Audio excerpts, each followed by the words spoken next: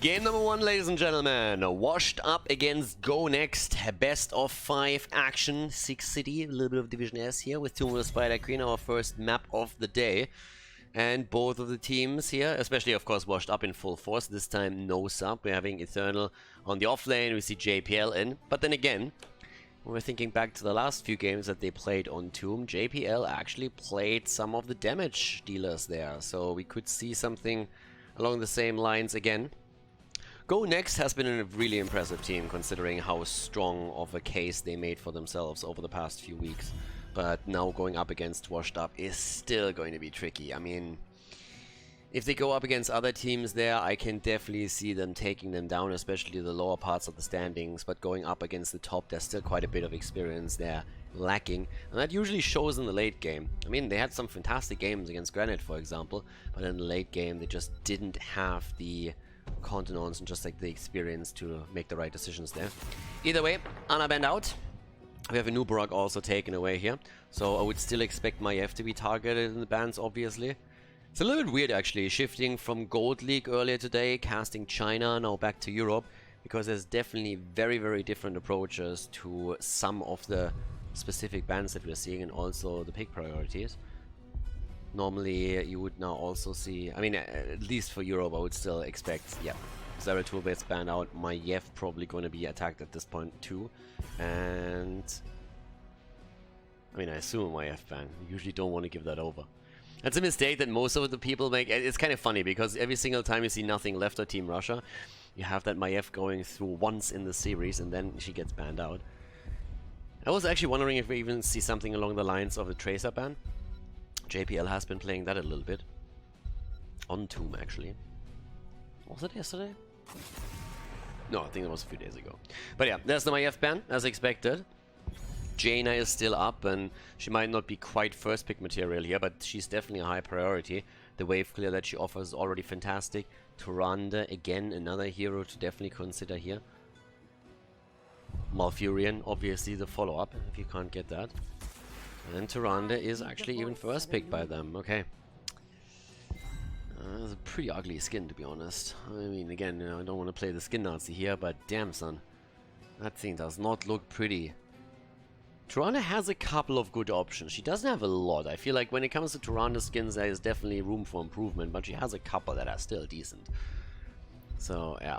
Let's head over to Hanzo for Mena and Smexy on Malfurion. It's pretty much a support battle in Europe as it goes. I mean, you have those three heroes. You have Ana, you have Tyrande, and you have Malfurion. And then sometimes you see Rhaegar appear as the fourth choice. But when you look over to China, whew, it's full fiesta. I mean, we get everything in China right now. Alex Straza, first pick. No problem on Volskaya. Definitely. And yeah, they are all in on the supports there.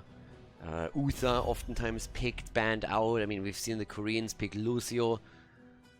It was actually really, really interesting. And those are mostly heroes that you don't see in Europe at all. Now with Tyrande, we're getting Jaina and we have Garrosh. Another hero, by the way, now that we're talking about the tanks. ETC, a lot more popular in China as well. Now we see ETC in Europe too. It's not like ETC isn't played. But the priority that he has currently in China, especially from the top teams, the Chinese, Koreans there, is pretty high. So with Garrosh on the board, actually see a ban against Mephisto. Malthael. Looks a little bit to me like you might see a Diablo in here. But yeah, Mephisto, not quite the two teams that play Mephisto. For that you have to look towards Wind and Rain, who actually play later on today. So Maka likely gonna get his Mephisto again. Raxa is banned, so no Raxa on the off lane. I mean, again, he is super popular these days for good reason. He's rocking it on the solos.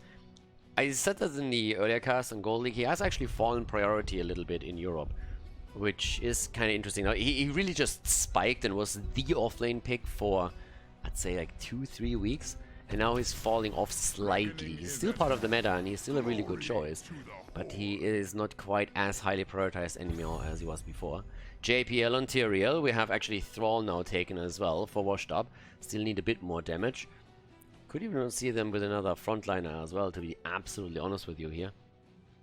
Wave clear, bit of an issue right now, but we have seen a lot of the teams just trying to take them down by dominating in the team fights. and that's a pretty good one as well. Greymane and Arthas. Alright. Greymane gets picked, Arthas comes in. That's actually potentially a really nice blow-up. If you go Cursed Bullet with this and you get a lockdown and a taunt, get a Cursed Bullet in and Jaina gets the damage, that could be a very, very easy kill for them. And on the other side, what do we get for Washed Up? Washed Up is gonna rock it with melee, or do we get a second backliner? Ah, Kaelthas! Alright, we actually get a Kaelthas into the play. Tomb of the Spider Queen, ladies and gentlemen. Game number 1 as we are heading into the best of 5 here in Division S.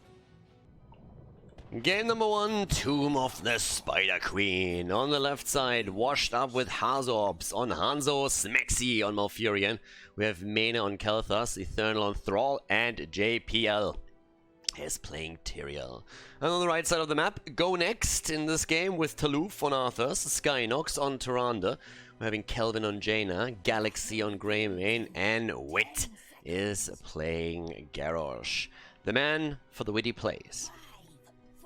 One of the most improved players, I would actually say. Wit on the front line has done really well lately for himself. So for the time being, keep a bit of an eye on him, but also, with that said, Echo of Elements on the side of Thrall, so trying to currently play around the extra charge that he has on the Chain Lightning then. I'm interested how exactly Go Next is going to do here. They're for me a bit of a mixed bag. I talk about their improvement quite a bit and how I feel they're getting stronger and stronger all the time, but it's always the question, can they break through that tiny curse that they seem to have, but they just aren't able to take any of the top teams out there. But now that we're moving down to the bottom of the map, we still have... I mean, Galaxy in general, actually, is going to be great for wave clear with this Greymane, and he's also in a spot where he can take those camps easily. And Greymane has started to see a little bit more play recently, and I've been talking at the draft slightly about how we could see him as part of a big kill combo after level 10. It's low cooldowns that they have for that, so it's going to be really, really interesting to see how that works. At the same time, down to the bot lane, I mean, Arthur's pretty much one of the standard offlaners that you have here. Oftentimes seen, for example, of Battlefield of Eternity as well. That's where we oftentimes get to see Arthurs these days. Wit now on the same side, just rotating around with Garrosh and making sure that they're grabbing all of those globes, all of the gems. And down here with Galaxy, they're actually taking the camp. The problem is the rotation is already there and they were trying to sneak it, and now they are paying the price. That's exactly what I meant with lacking some of the experience here. They just can't try and sneak it as obviously as that. A team like Washed Up will definitely catch you out, and now they stole the Siege Giants away. Normally what you try and do if you're going for that camp is you have heroes in the mid lane a little bit closer to you, so that if there's need for a team fight, they can make the rotation and then help you out there. But with this, they're now having a setup where they're starting to fall slightly behind. It's the experience of the camp first of all, and then obviously the camp itself has to be dealt with, which makes it necessary to keep more resources, aka more heroes, down at the bottom of the map. That's a big deal. So, well, right now we're having again the setup with the turn and attempt here. 24 and JPL alone. It's interrupted, but barely. All the teams with basically the same gems at this point. And also having the level 4 abilities for both of the teams in, which also gives us even more quest talents. Arthur's at the bot lane, again ganked as Smexy comes in to help out Eternal, heal him all up and drop the root on Arthur's to get some extra damage in.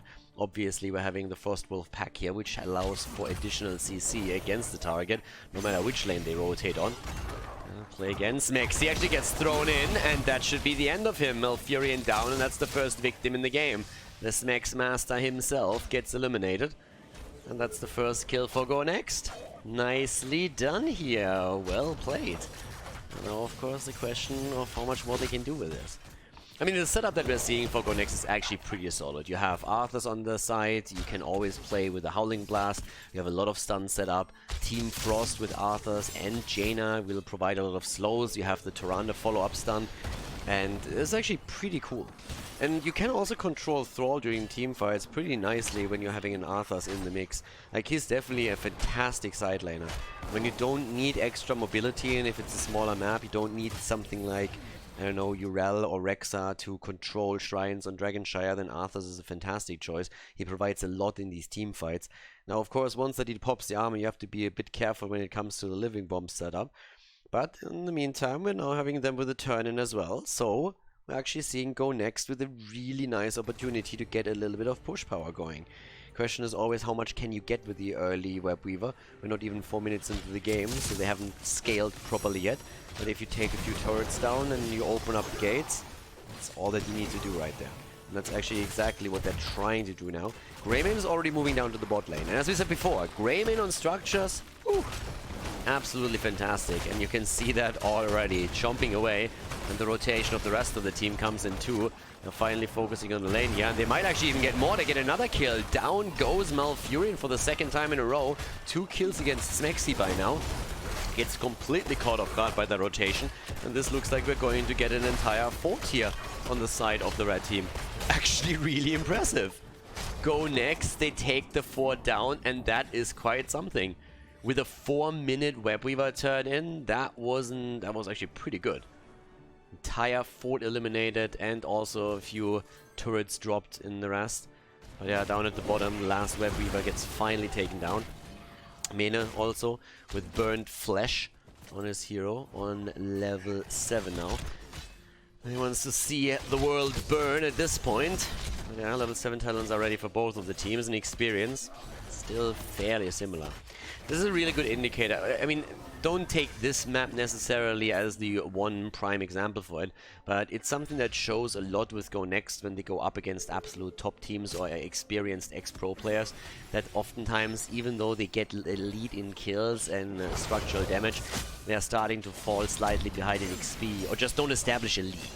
And that comes a bit through lost minion experience, that they don't have the rotations the same way that they should. And it's something to definitely pay attention to, that they might be able to fix and then get even stronger here. This time Greymane was actually able to get the Siege Giants at the bot lane. Thrall didn't interrupt, didn't have a chance to move in for that. And we're still seeing that little battle in the middle. Hazorps on Thrall has, by the way, reset on the Frost Wolf pack, so he couldn't complete that yet. He's definitely going to try and pull that off in one of the team fights, but he's back to 0 stacks, as Mene is nearly done with a baseline, or with a quest reward at least, for his level 1 talent. So it's going to give him more survivability, and he's definitely going to need it later. I mean, they obviously go up against good old kill combo again, as I already talked about earlier. But level 10 abilities, just generally speaking, are going to add a lot of kill potential here, especially around Greymane. And that's something that Mene has to be very, very careful about. Eternal at the bottom of the map on 26 of those gems. And they're still zoning really nicely here. I mean, look at Go Next. They're going to hit the early level 10, and they actually have the gems for another turn. And they get it. Double turn-in right now, and that's the dream come true. You get level 10, you get the turn-in. They're trying to get a kill or two. And if they get that against any of the heroes that hold a lot of gems, they might just be able to not only snowball at advantage, but also prevent their opponent from getting anywhere near a turn-in by themselves. So, yep, with that, having currently Wit still standing at the side, the rest of the team is already focusing mid lane. Eternal obviously has to still stay at the bottom of the map a little bit longer, or Hazor. Actually, my bad, Eternal went on Thrall. Sorry, it was a bit of a swap round. Hazor finds himself in Hanzo. I think I mixed that one up earlier. But yeah, with this we're still having the push to the middle. 2 kills against 0, small lead here for the red team. Focusing more now on the top and already trying to zone the opponent away. And Greymane is starting to do his thing at the wall. So one wall taken down. The one at the top lane is also eliminated. They can take the fountain down. And that is starting to eliminate all of the lane sustain that we have at the outer ring of defense for Washed Up. And it feels like this fort is going to bite the dust too.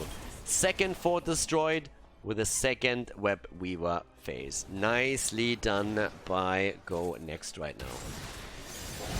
Washed Up isn't really too far behind in experience yet, but this is not quite what most people expected with that series. Washed Up is really a bit of a mixed bag. There's no other way to say it. Yeah, definitely struggling a little bit more than people expected when they were heading into Division S. They still have decent results, especially after, was it the Rush? It was Granite Gaming or the Russians that we took out on the 5th map, I think. I can't remember which one of the two. And yeah, now they are actually starting to just continue that trend. I hope so. But go next. Nice throw on the Eternal. And yeah, there's the power of Arthas again. Just controlling Eternal. 41 gems, by the way. There's the arrow. They need to save him. They need to save him somehow, and they're trying to. There's the Sanctification now as well. But again, Malfurion is dead. The Ring of Frost comes in. They go for Thrall, and he goes down. Here's JPL in an attempt to recover the gems, and he does. He has 71 gems now on himself. And with Eternal falling, that obviously resets his level 4 stacks too. 4 kills against 0 right now. And absolute fantastic kill here again from Go Next. Great move by Wit, throwing Arthas straight onto the target and then working around that. They're closing in on level 13 right now. Absolutely fantastic setup now for Go Next. I mean, again, they're really just killing it at this point. It doesn't really reflect, like, look at the damage numbers, by the way. The team that has 4 kills has a max damage of 8,000 on Jaina, and on the other side we have Hazobs with Hanzo on 20k damage, but they haven't gotten a single kill just yet. So it's definitely an interesting setup we have there. And currently, I mean, Washed Up, if I'm not mistaken, is currently 3rd in the standings, actually.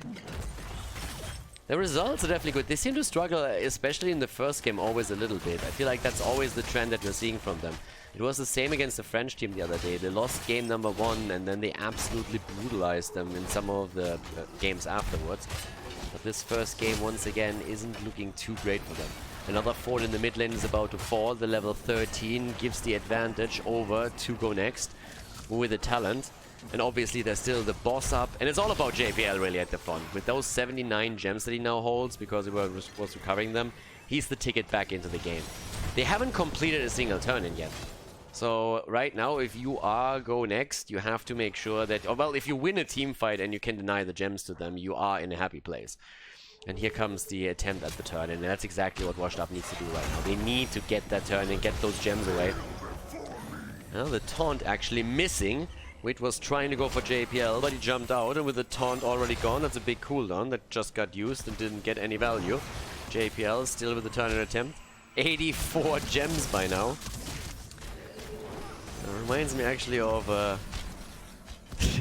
I told the story in the past, but there was a game that I had once where we had an absolute toxic guy in our team that was just pinging everybody to turn in even the smallest gem amounts.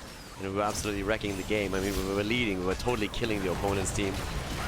Eternal goes down. No, they actually keep him alive. And Wit falls. Washed Up.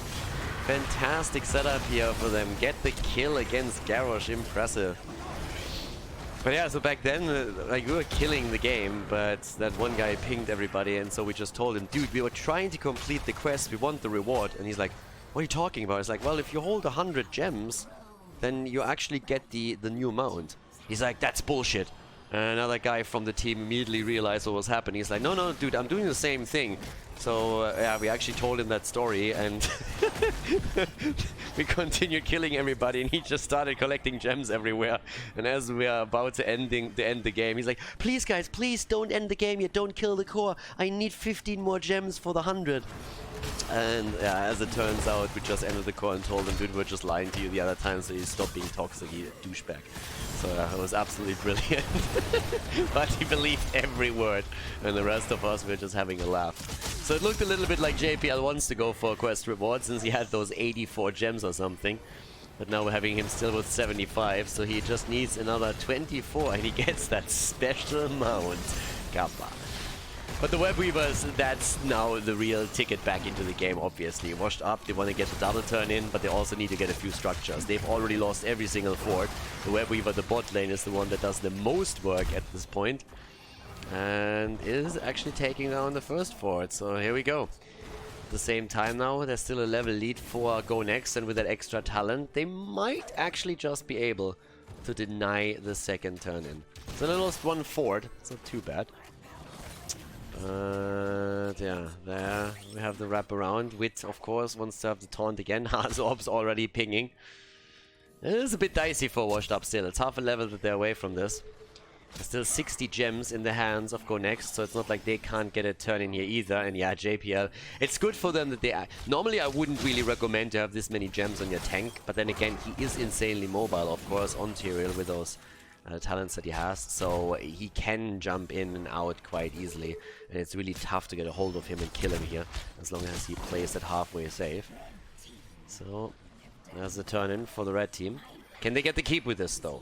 I mean, right now, you want to make a play for the keep, obviously, but can they get that? Also, Eternal on Thrall has still not completed his level 4.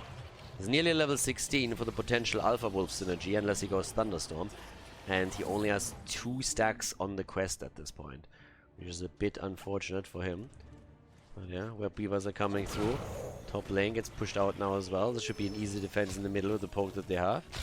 And that should be level 16 as well. That Web Weaver is not going to really do a whole lot except pushing the lane out.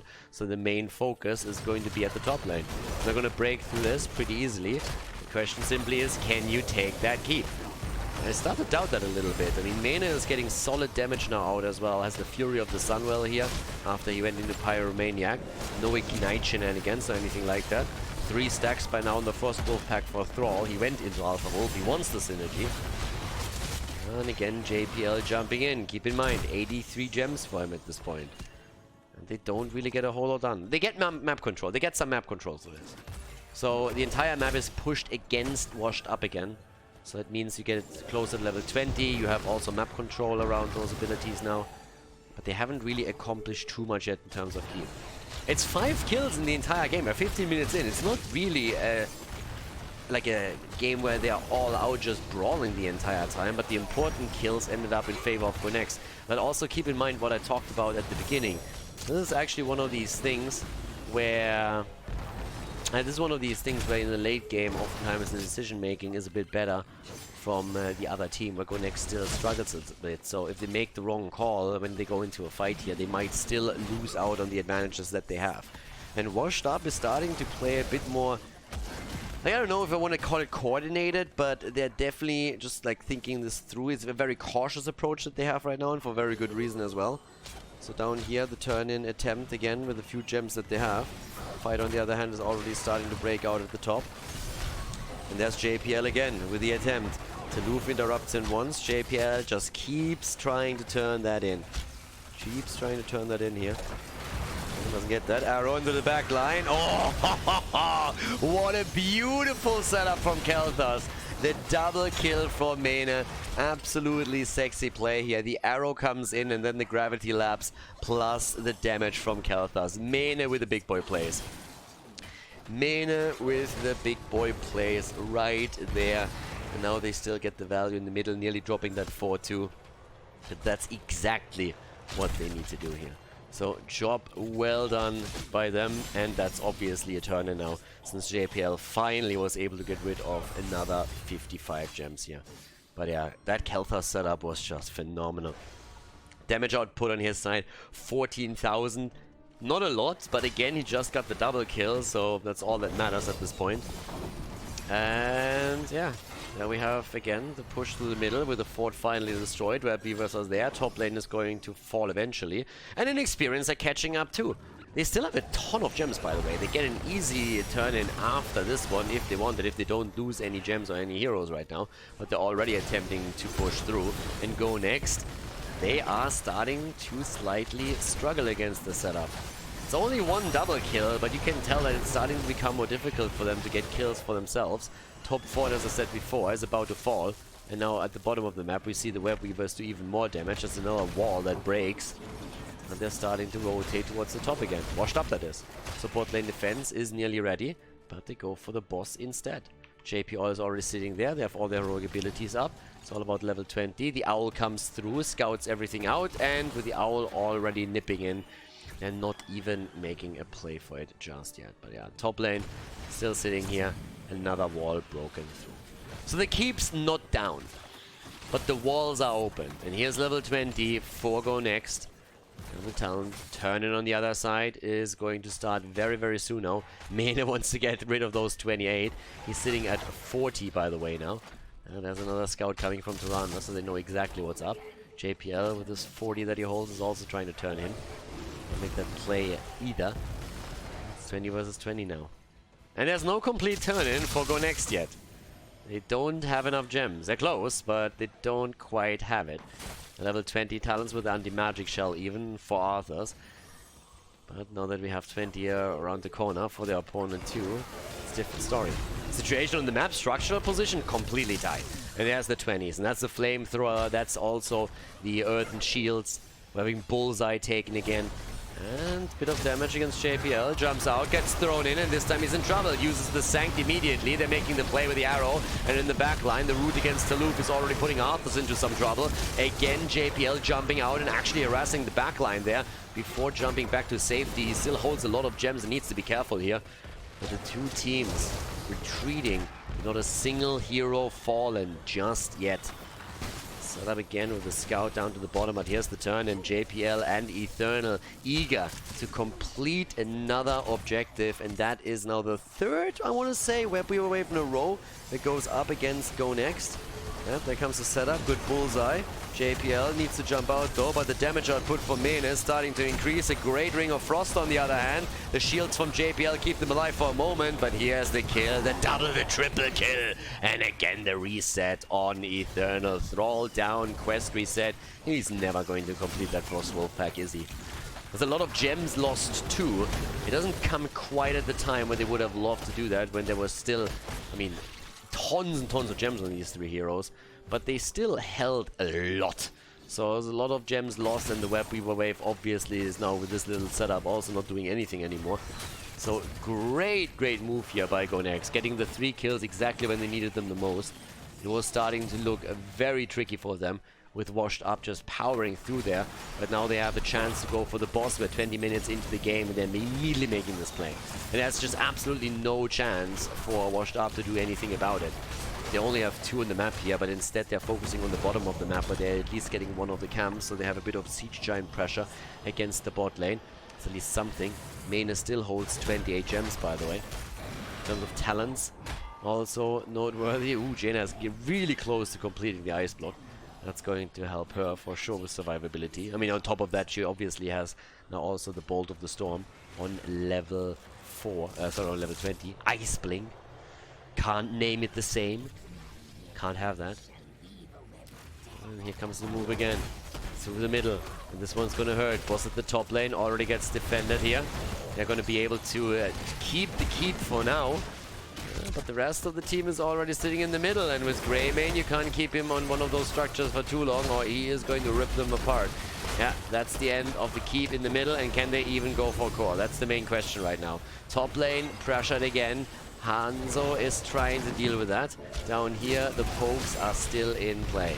Mane the entire time, trying to use the AoE. Top keep about to fall, and that's where the rotation is headed for Go Next. They're realizing that they won't be able to make the play for the core, but they're trying to at least get a second keep out of this. And this is a perfect example how they oftentimes are just not able to get enough out of late game objectives. I mean, think about what just happened. They got a single keep out of a boss push with Webweavers. So it is tricky, don't get me wrong, this is 20 versus 20 and you're going up against Washed Up, so it's a bit tricky. But it's a bit of a pattern for Go Next that oftentimes in the late game they have trouble to get real value from the positions that they work for. And that they work hard for too. So maybe not quite as much as they could have gotten here, but they've taken the first keep of the game. And that at least accounts for something. It just pains me to see the 0 stacks on Eternal's level 4 for Thrall. That's just, He got so close a few times, but as you can see, he also died twice.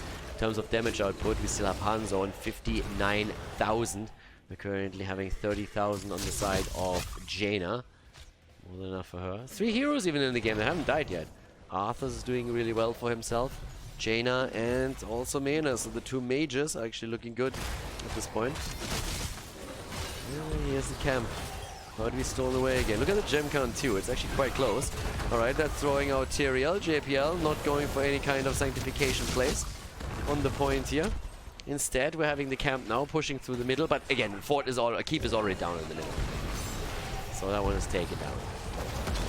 And it's all about who gets the next turn and who gets the next kill and who's able to put some pressure onto those keeps.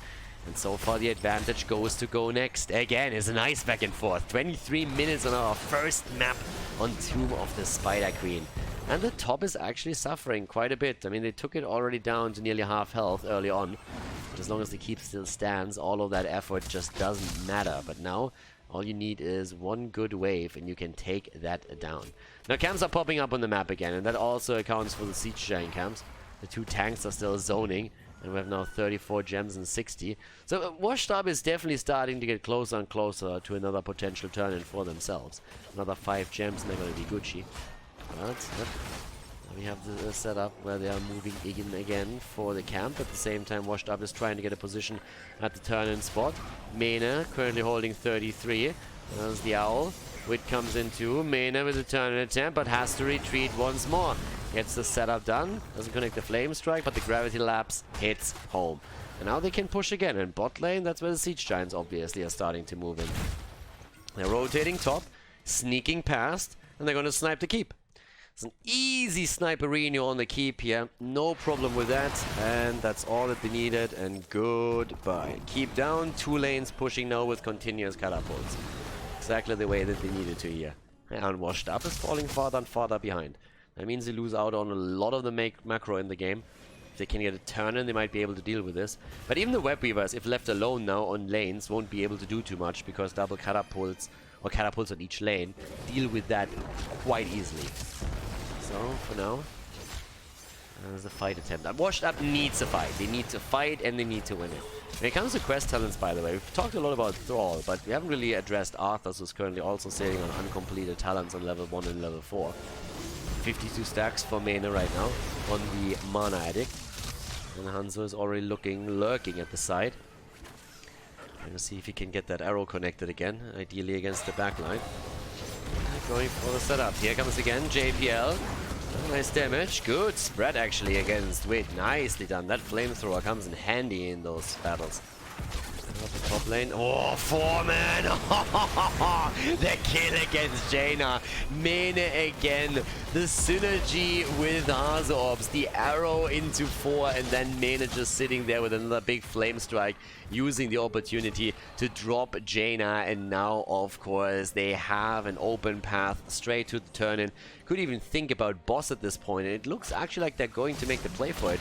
Eternal is already running in, Hazorbs is there as well, the rest of the team is still rotating and kind of faking this a little bit. Blue Web Weavers are coming in too. It's a 5 versus 4 that they're trying to force, and they still have Sanctification. Here comes the setup against Wit, they're trying to go for a kill here, they might even get it, to be honest with you. And Garrosh is in trouble, tries to keep himself alive here. JPL moves in, again Kaelthas with the damage, but not enough to drop Garrosh. The tank is still there. They need to take the catapults down, and they're starting to push this through. Right now, the moment where Washed Up might be able to take keeps for themselves. Fantastic first game between the two teams here. Starting to move in onto the top lane. Web Weavers, as I said, on the way, slowly moving in here, but they're already starting to poke. Jaina's back to business. It's getting frosty in here. But they have that entire setup now completed. Bot lane, that's still with 2 catapults assisted. The Web Weavers are pushing in at the top.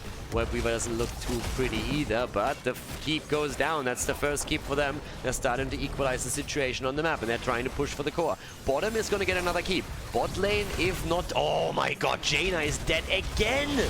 Jaina dead again, obliterated here. No ice block this time.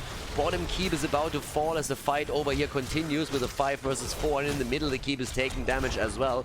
Bot keep now gone. Both of the teams relying on a single keep now, and even that gets taken away by Washed Up as they go next, try and get the kills, try and go for the core. Go next with a fantastic game so far, but this might just be it. Wit is barely able to get out of there. Eternal falls. Again, the reset on the level 4. And that might be the defense. It's on 50%. The core that is, though, they're trying to right-click it. JPL, when he explodes on Tyrael, it's another 5%, and it doesn't look good at all. Kaelthas is down, but this is game. The Tyrael explosion would have finished it anyways. GG as Washed Up takes the lead in the series.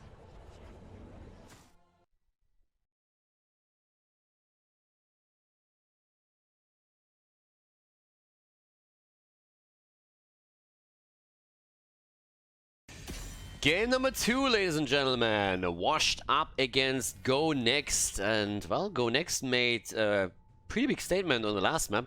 Great performance by them, but it wasn't enough to take Washed Up down. They definitely pushed them to the limit, let's put it like this. But they were not able to win the game itself. So now, with that, we're having right now Infernal Shrines coming up as our next map, and it's actually the map choice of Washed Up, as Go Next opted for first pick and forced ban in game number 2. Dibbles banned out immediately. Absolutely immediately. And the big question here is, for me personally, what are we... like, I'm interested to see what kind of damage dealers we're gonna get this time. Because after we just had Kaelthas on the last map, I would actually love it if they would try and pull something similar off on Infernal Shrines, which you can still definitely do. Anna gets banned out. I would still expect a battle over Jaina unless one of the teams says, okay, we're gonna ban her out. But usually we don't see quite that much of a priority in bans on her. Now Nubarak and Diablo are both eliminated, which means that Zeratul and Maiev are both open. Now traditionally, you would more so think about banning out Maiev here and letting Zeratul through. Question still is, does a team then really play around that Zeratul and maybe go for an attempt to play Zeratul Void Prison into a Jaina Ring of Frost like the old school combo? We still see this quite a bit. And they're getting rid of Zeratul instead. So they allow Maiev for now. They actually allow Maiev. And Maiev is a little bit of a weird one, because lately I've seen a few more Maievs and they've actually been dealt with quite nicely. So it's kind of weird. It depends a lot on which team they are playing. Again, I said it before, if Nothing Left, for example, plays and you give Blakidney Maiev, you do that once and then never again. But there's definitely a few Maiev setups that we had where Maiev got controlled really nicely. And I think Granite Gaming does pretty well with that. Mena now on Jaina, Tyrande at this point. Also an early pick here, so already the stun combo with the burst damage. On the other side we have Hanzo from Kelvin. And they now need to deal with this right now. Alright, Tyrael, that's gonna negate quite a bit. Malfurion for the roots and also the control of those entry points that we have along those shrines. So that's gonna be a nice one. But when it comes to bans, what do you take out here? I mean, again, we have still a lot of really good damage dealers out. I would mostly target the side lane, to be quite frank. I mean, there's still Blaze around. You can go for the Haga, you can go for Leoric. There's so much available right now, especially in Infernal Shrines, where, of course, the AoE damage reigns supreme. I mean, even Rexstar on this map is pretty decent these days. But they actually go for a ban on Thrall. Mostly designed to make sure that if there is a triple melee setup, it's not going to be too much of a problem. Oh yeah.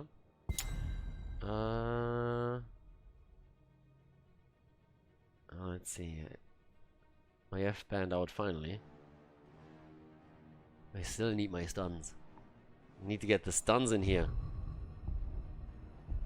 That's one of the... Actually, with Jaina, you can also go for an Entomb again, obviously, with Leoric. And just use that to murder peeps. Oh, they are actually taking a page out of Marcus' book. The Wind and Rain setup with Mephisto being played all of a sudden. And actually it's JPL who seems to be going for the hero. As I said, he went more and more into the damage lately. So this is starting to get a bit dicey. Mephisto in play again. Is this Wind and Rain or what's happening here? Mephisto gets banned out against Wind and Rain. That's how much Make plays that hero. There's Falstad and Blaze. So we have the Bunker and Sanctification combo on the side of Go Next. And the last pick for Hazu. He's still an offlaner here. Really interesting setup. Very, very interesting setup that we're now seeing for Washed Up here. And last but not least, to round our draft up, we're going to get on the side of Washed Up ARL. Nicely done. So ladies and gentlemen, Washed Up versus Go Next. Game number 2 coming up on Infernal Shrines. Game number 2, Washed Up with a double mage. JPL on Mephisto. We're having Smexia on Tyrande. Jaina, played by Mena, Eternal on Johanna, and Hazorbs is playing Ural.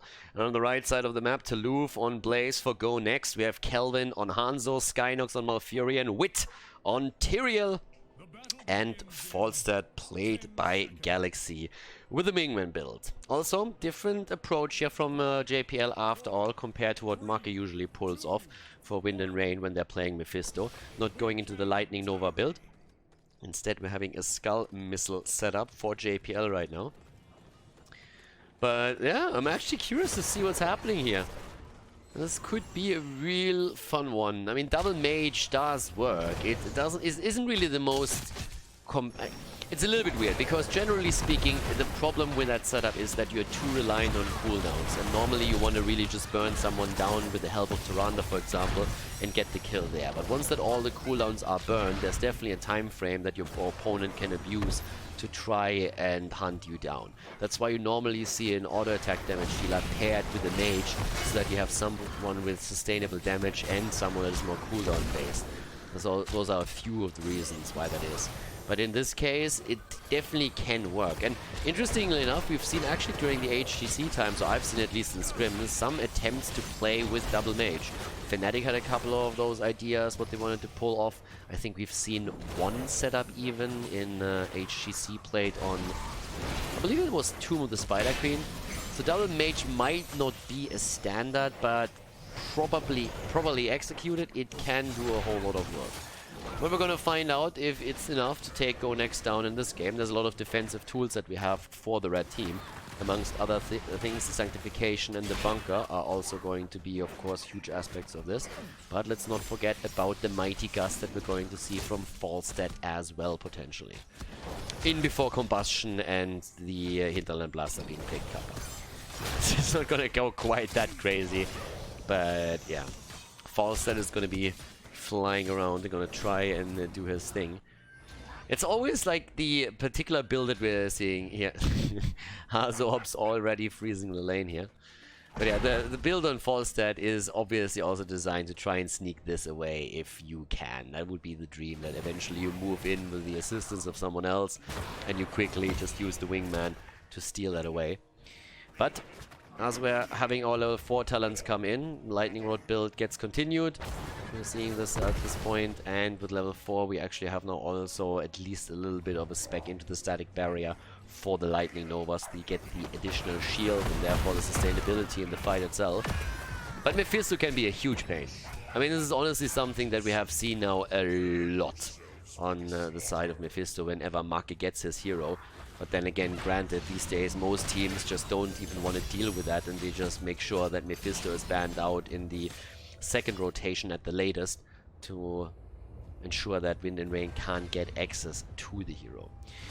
But at this point, we're having once again the fight for the first shrine, as both of the teams have already claimed their Shaman camp. Put some additional pressure onto the top lane. Looks like Go Next is having a slight head start over their opponent as they claim the position on the shrine itself. Arcane Punisher is what we're going to see getting dropped here. 10 stacks lead already. JPL trying to position himself properly. That's a damage output out to an extent. Blaze is joining the fun, waiting for the jet propulsion here. And he goes straight for the front line. Eternal tanks that stun like a boss. Galaxy in the back line, jumped by Hazorps as they're starting to turn this around again. Good stun against Toulouse, and he's pushed out. Urel is already pushing in, trying to get the kill, but can't quite complete it. 14 stacks against 23 now, as Washed Up is claiming position on the shrine and is forcing Go Next to retreat here. They're trying to re-engage after the tap on the fountain, especially since we're having Mephisto in a bit of trouble. JPL is actually in a huge amount of pain here. Needs to be super careful, is a bit low. Gets healed again by Smexy, but Mena is also a bit set up. Hazu down and Smexy down. The double kill again for Go Next, similar to what we've seen in game number 1. The bird's the word, as we see Falstad flying back down, level 7 on both sides, and obviously Falstad in this case even going for Boomerang 2 to have the extra wave clear ready. But it's definitely a setup. This is a bit reminiscent. Again, I come back to the same assessment that we had in previous games of Go Next, but also on the last map. They do extremely well in the early game, and they are one of the teams, probably the team that has improved the most.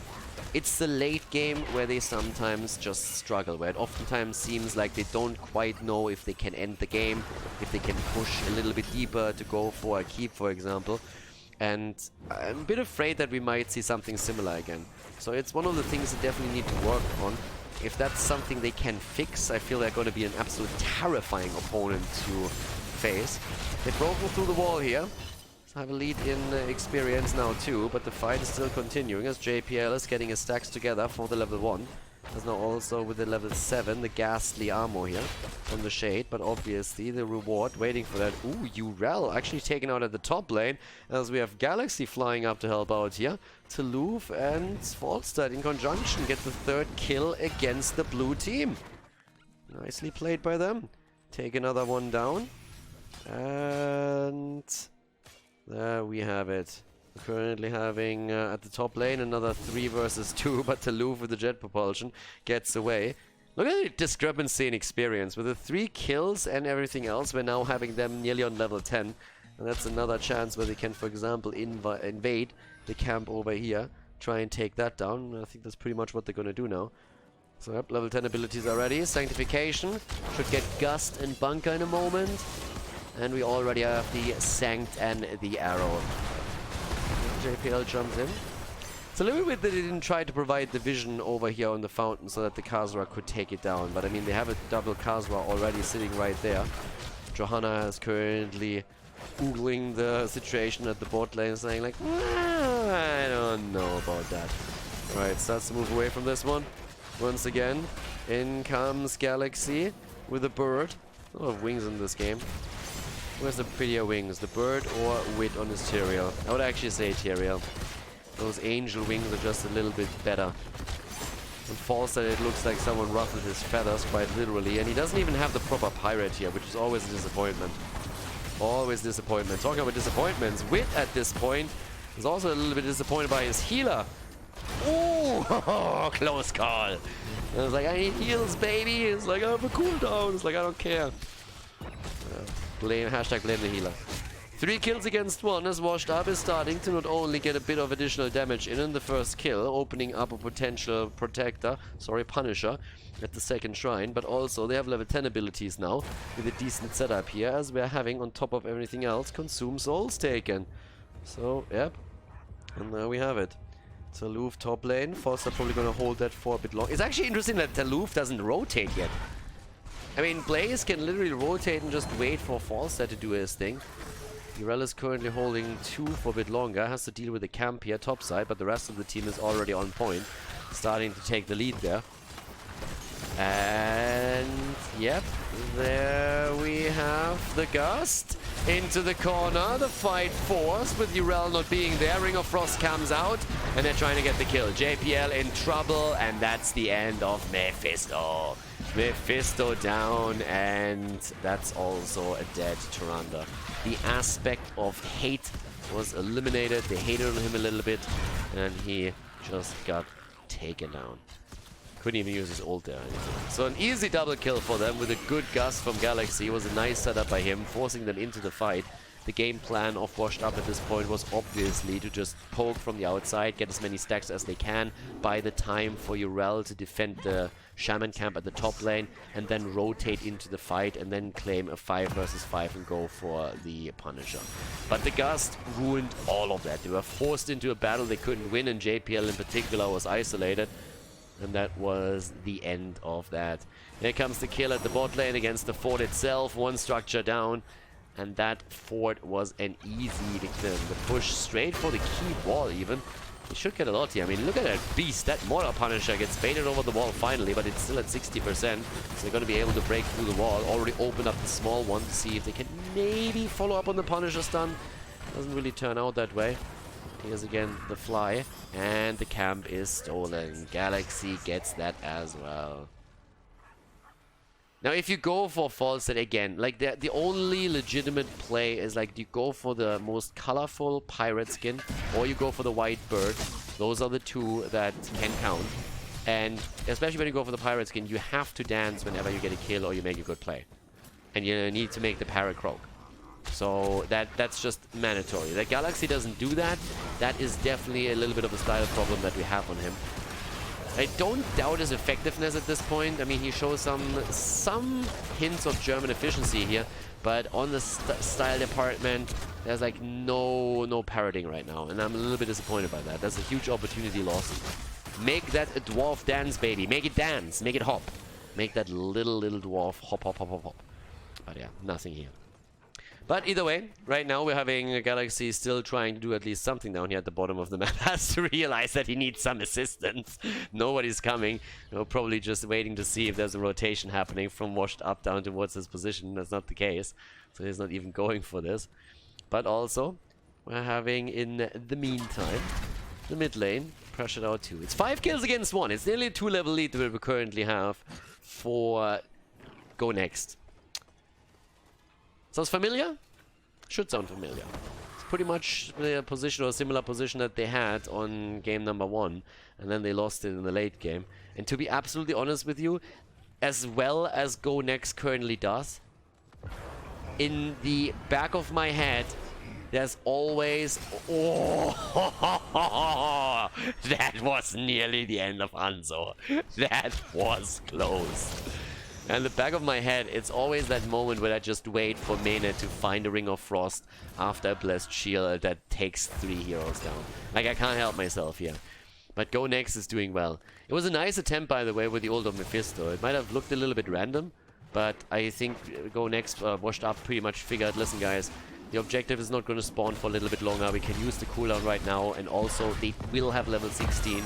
If we use the ult now, get good vision, and can maybe get a quick kill from it, then we still have a great position there. But as it turns out, Hanzo was in range to activate the trait and jump away again. So with that, it just couldn't do anything. But yeah, there's another minute until Mephisto has his ult back up. Shrine is spawning in 30. But it was a really nice approach at least. So, once again, fought at the top lane, attacked and taken down. Nice position. I mean, Go Next is just in a fantastic spot when it comes to structures. But even that is reminiscent of the last map. There's not a single fort that has been taken out or even touched by washed ups. As the arrow completely dodged. And he is flying straight to North America. And the rest of the team is currently still moving towards the top, towards the shrine. And this time we're actually going to see one of the frozen protectors. A little bit of poke down here. 30 seconds until Mephisto has his ult back up. And on top of that, we're also now seeing level 16 for both sides. 16 versus 16. Skull Missile build is actually being pushed forward. Northern Exposure used on level 16 now for Mene 2, so more potential to get a quick kill here as well. And Hanzo is still missing his own ult. Mephisto is having his nearly ready. Here comes the setup. There's the approach to go for it. 22 against 3. Position taken on the shrine. And here comes the ult again. They get the ult. Oh, and there's the ring. There's the ring that I talked about earlier. Finds one victim immediately. Mene is in trouble on the other hand, but Wit had to jump out before he himself falls on Tyrael. They're going for Blaze. Still has the bunker up, but gets stunned. Drops the bunker in the last moment. And they are just pushing them back even further. JPL goes in with the damage. And now we have a 5 versus 4 in favor of Washed Up as they're starting to close the distance. Inexperience. The gap closing slowly and steadily. We have the bird at the bottom of the map. Galaxy trying to get at least some value by pushing this through. And the rest of the red team is attempting to get a few more stacks together. But now Taluf has to be cautious. If he gets caught here, then he is dead, and they can't really afford this. The bird using the global on the other hand. So this is pretty good for them. Kenneth scored this entire double wave with the catapult straight into the keep itself. Someone will have to react to it, and Mene is the one that responds to the call. Galaxy, bit of damage. Okay, there comes also the owl. At the top, the Frozen Punisher is taken, and Mene easy peasily takes down that catapult. The fort in the mid lane, on the other hand, is also getting nearly taken down and actually falls to the Khaldor before they can be taken apart by Eternal. So top side, we're seeing the Punisher attacked by the rest of the team in red, and they are going to take this down without the fort even falling. So a great setup here again for Go Next. And how come? It's Falstad. It's all about Falstad at this point. I mean, seriously. Falstad is currently the one that can use the global mobility to push the lanes out. He took the camp and he forced them to respond. And now with the fort at the top lane still in play, not even destroyed, it means that those catapults still keep coming and there's no resistance on the other side. So now at the bottom of the map, we have another attempt to push the lanes out and finally get some value here. But that doesn't work either. Smex is already moving back as Go Next isn't even trying to defend. Why would they? They have taken the forts out already. They're making good late game decisions right now. They're just telling their opponent, listen, if you want to push our fort, that's fine. We're just going to go for your keep. Have fun with that. Down at the bottom of the map right now, Galaxy has to deal with this again. I mean, easy peasily pushed out. He has his level 7, he has Boomerang, and Go Next is just pretty much running around the map, always trying to extinguish one fire after another. They need to deal with camp number 1, camp number 2, the bird pushing the lane in. Another coordinated effort somewhere else, and that leads us to level 20 for Go Next. This is honestly one of the best late game approaches that I've seen from Go Next in a while. While they're trying to just run around their opponent and never really force a fight. They know that now that the map opens up, they have an advantage through Falstad, and they're using it well. And that's exactly what they have to do. Now, with level 20, they can go for a more direct approach and try and push that out. And, well, little that Washed Up can do unless they get a quick kill here somehow. If they get a good Blessed Shield connect and can follow it up with a Ring of Frost, that might be one way to deal with it. But there's obviously a Sanctification on the other side. No Wind Tunnel, by the way. They are believing in the power of Epic Mount right now. There's even more pressure. Yeah, Urel takes the experience at the top, but this keep at the bot lane likely to fall. Here comes the setup again. But you can't go in too deep. Johanna actually using the Blessed Shield too. Mena didn't go for the damage. She didn't go in for it. And now here comes the kill against the keep itself. They're trying to make the play though. They don't have level 20, but Wit with the Sanctification drops it quickly. Has the arena right now, and they're starting to make the play for Taluf, but Bunker has already been used, so he can't even do that. He's trying to go into it, but here comes again an escape attempt. I'm not quite sure if that's going to work. The arrow on the other side connects. Urel with the Ring of Frost and the kill against Hanzo. Hanzo down. They go for Malfurion. Hop little gold. Hop, hop, hop. And without the level 20 talent, they get 2 kills in the team fight. And it couldn't come at a better time. Just now we're having the Shrine announced too, so another 25 seconds for that. And again in the late game, it's Washed Up. They take the important kills here. Epic Mount still in play, Falstad still alive, so top lane, they need to be cautious here, Washed Up that is, because the bird is going to try and set them down. And obviously he still had the Wingman stats, so they're going straight in for this too. It's all about the global at this point for Go Next, but they are going to likely lose out on this Punisher. The main question is how much damage can you get with this? But what a fight and what a setup here from Washed Up. Again, they're making their way back into this. 20 talents now on both sides. There's Urel against Hazu, and the goat jumps out. Who's first? Still a fountain up and can tap, but obviously down here, as expected, we're having them massive lead for Washed Up on the objective. Here comes the push though against the keep, and keep in mind, one keep is already down. Hazu is still waiting here. Obviously Falsa can fly into the fight as well, so that's a bit of an issue. Eternal wants to have a little bit more here, doesn't get it. 36, 37 now against 11. Falstad's still up at the top, and this is actually a problem. That's another keep that is about to fall. Here comes the ult again. They're trying to fight at the bottom of the map. 37, 39, and there's the 40. And they're trying to go for the kill against Skynox, but they can't get him. The top keep has fallen, though. Top keep is down. It's all about this bot lane push at this point. Washed Up needs to get value here. And with value, I'm not talking about that fort. Nobody cares about that fort. That fort is absolutely unimportant. This fort is nothing. They want the keep. And ideally, they want game right now. So at this point, we're having, again, the push through the bottom. Catapults already pulling through the top, pushing through the top, trying to get this done. And down here, it's the question, can you make the play right now?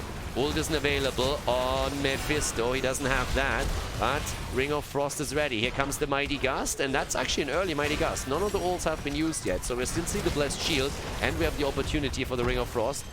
The Punish, on the other hand, is getting a little bit low here, despite the fact that we still have arcane barriers on the ground. They're going to get the keep, but there's catapults on the core now, on the other side of the map. Oh, Blaze needs to be careful. Blaze needs to be careful, and how does Washed Up play this? Are they actually moving away from this? Hazu's a little bit low. The bird is already up at the top. Is going straight for the next camp here. Tries to force the issue again. Rest of the team slowly moving out. And yeah, that top. Oh, Tyrael! No ult from him! He didn't get the ult through, and I think now they have a chance to maybe even go for the core. Do they try and pull that off? Falstad is at it. Falstad wants to go for the core at this point, and catapults are moving in with it too. Galaxy still using that epic mount as much as he can. Arrow again at the bottom of the map, shot and hits nothing. and we have the first few players moving away. But obviously the attempt by Go Next to prevent them from hearthstoning. The shields are gone and the core slowly going down, but only up to 90%. And the fight at the bot lane is still continuing. They're making the play for Kelvin right now. In comes Urel again with the slows, trying to make the play here. Falstad about to go back, and the ult again, but the bunker denying it. Also the indestructible already procced. Eternal needs to be a bit more careful with this. Here comes the jet propulsion, and Smexy might even fall here in the mighty gust. Maybe a bit too late. Smexy is low, but he's not dead yet. And Jaina's on her way back. Galaxy is down. The bird is dead. Chicken for dinner, baby. And all of a sudden, we have an opportunity for Washed Up to maybe even end the game. And if not, then at least to fall back and regroup. But Eternal is low again, and he might fall here. Smexy also about to die, and Smexy goes first. Tyrande eliminated. In comes Urel, tops the ult up, and tries to make another play.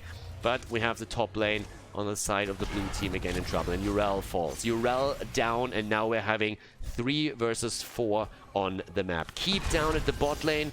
Top side needs to be dealt with. 6 kills against 7, 21 minutes into the game, and the next objective hasn't been announced yet.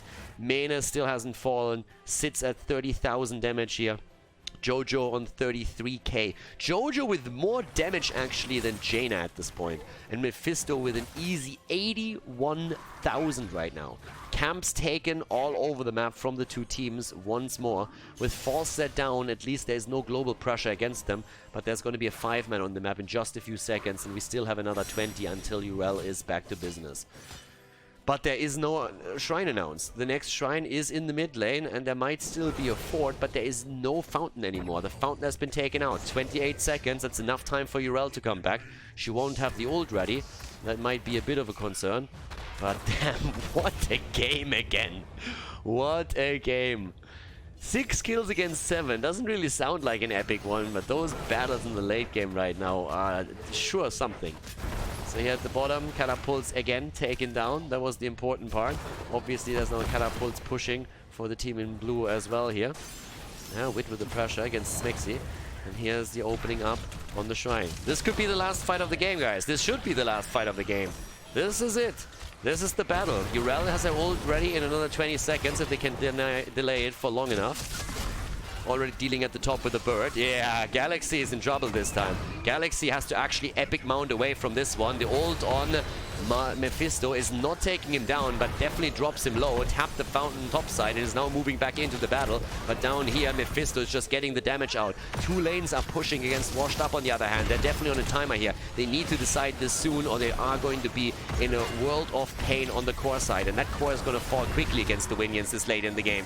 Mighty Gust comes in. They're trying to make the play for Skynox as Tranquility is already being used. Hazops is low, has the ult back up and uses it right away. Saluf with a jet propulsion and the Ring of Frost, but the bunker denies the kill and Hazops falls first. Hazu goes down. Saluf with a push doesn't hit anything. The bird just doesn't give a fuck anymore. Goes straight for the core here and says, screw the fight, I'm gonna end this shit now. And he goes straight for the core here. Catapults already escorted in. Border Punisher already taken by the team in red, and now they go for the core here. Galaxy about to end it all, and this series is likely going to be tied in a few moments. 40% on the core, putting it down to 28, and this is going to be game. There's the bird finally with a jump. I like it. We have a tight series in our hands as we're heading into game number 3.